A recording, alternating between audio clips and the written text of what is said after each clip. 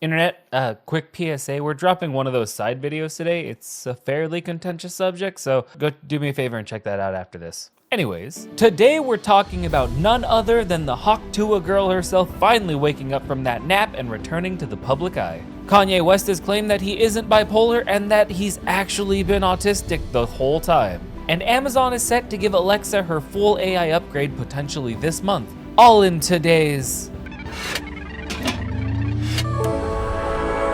Oh, wow! I can't believe how stupid I used to be and you still are! episode of...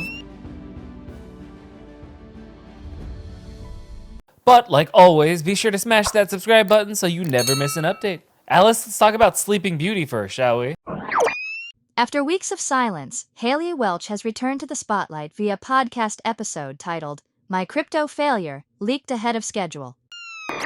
Oh, look at that! Haley Welch has finally crawled out of the internet void to once again grace us with top-tier content and spitting on that thing. Now, rather than some casual, hey guys, I've been taking time to reflect Instagram post, she chose a podcast titled My Crypto Failure, featuring none other than FaZe Banks, one of the guys who called her token a 100% scam the day it launched. Yeah, CoffeeZilla being the other, if you live under a rock. But in classic influencer fashion, even her apology art couldn't go right. The episode leaked before its official release, and wouldn't you know it, the price of her Hawk coin mysteriously spiked at the same time. What are the odds? Forever in her favor, that's what. It's almost as if someone knew the episode was coming and decided to cash in before the rest of the internet caught wind. And now Banks, who set clear conditions before agreeing to be on the show, including not manipulating the market, is backing out entirely. His message to Haley? Fire your team. I mean, it's her reputation, not theirs. So this whole situation is just another reminder of the,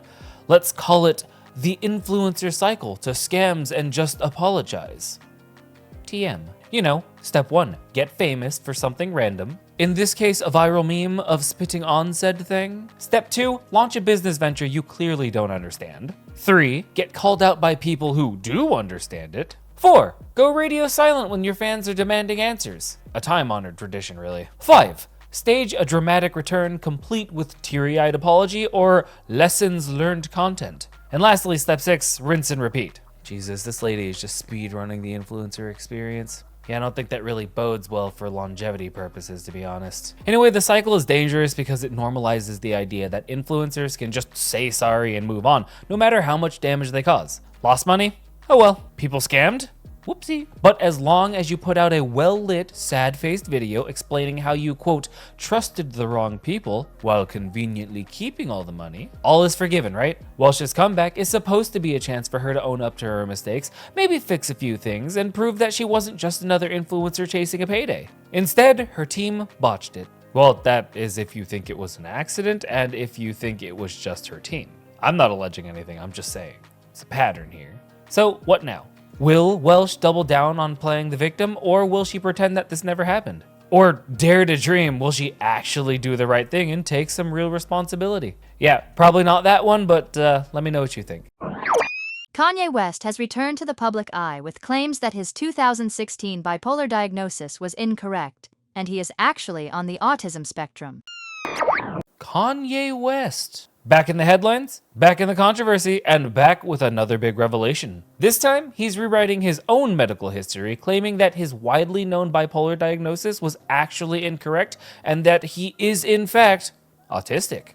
And as always, he's tying it directly to his past behavior, using his latest interview to draw a straight line between his condition and some of his more infamous moments, including the Red Hat era and those anti-Semitic remarks he was making. Now, self-diagnosis is one thing, but publicly declaring a total reversal of a long-established mental health diagnosis, it's a whole new level of Kanye logic. He says his wife, Bianca Censori, encouraged him to seek a second opinion, which led to this new understanding of himself. Look, with all due respect, West has spent years oscillating between embracing and rejecting his bipolar diagnosis, and now it kind of just feels like he's taking things a step further, replacing the bipolar disorder altogether with autism. Also, there is a business angle to this whole Kanye autism comeback. He's got a new album dropping on June 15th, because of course he does. This wouldn't be a Kanye controversy without an album rollout lurking in the background. Anyways, will Kanye's autism claim stick, or is it just gonna morph into something else next time he needs to be in the headlines?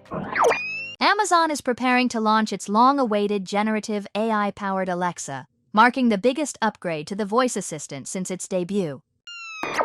Well, that only took a decade. But Amazon is finally giving Alexa the inevitable upgrade it may or may not have needed. That's right, the digital assistant that most people use only to set kitchen timers and check the weather is about to get a serious AI makeover. Amazon is kind of betting big with this one. They want Alexa to stop being a glorified egg timer and start being a real digital assistant. One that remembers your preferences, takes multiple requests at once, and even acts on your behalf without you lifting a finger. Sounds futuristic, right? Let's start with the positives. Amazon's vision for Alexa 2.0, internally called Banyan or Remarkable Alexa, is ambitious. There's no denying that.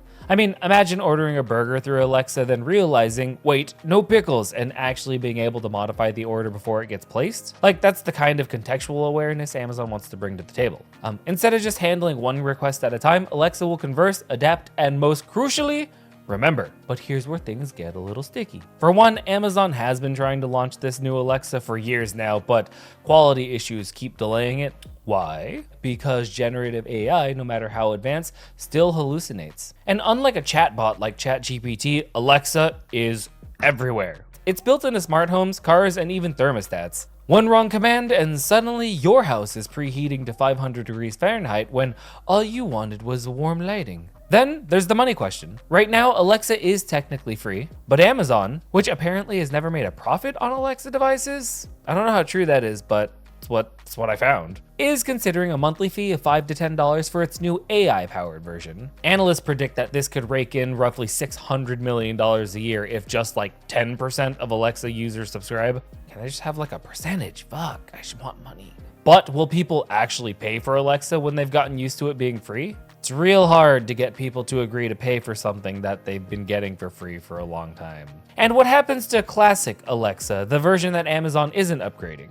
Spoiler alert, they've already stopped adding new features to it, meaning it's basically on life support. Also, let's talk about everyone's favorite subject, trust and privacy. Alexa is already infamous for recording snippets of conversations and sending them to who knows where. And now Amazon wants to give it even more power, letting it take actions on users' behalf without their direct involvement. What could possibly go wrong?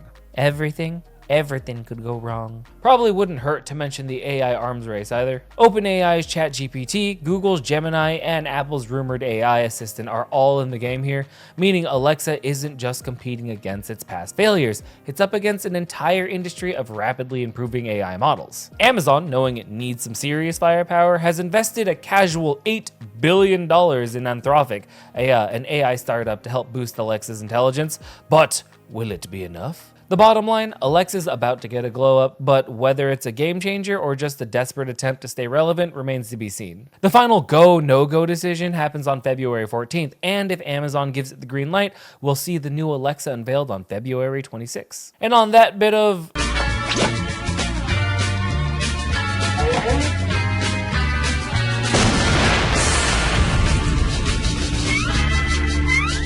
I'm gonna call it. If you like what you saw here, do me a favor and hit that like button. Help spread a little bit of news. And also go check out that other video we dropped this morning. Now, I'll see you next time. Bye.